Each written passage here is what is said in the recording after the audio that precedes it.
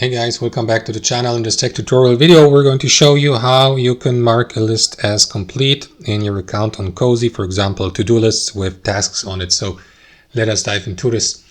Head over to your family account on Cozi, click into lists on the left hand side and select to do in the top right.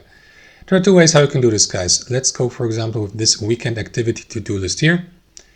So once you have added a couple of tasks or items to the to-do list, you may check these as complete or mark them as complete by clicking into that checkbox. As you can see, the task will then be labeled and marked as complete. You can also delete all checked tasks here. And there's option number 2. You can, for example, click into these 3 dots in the top right and check all or unselect all.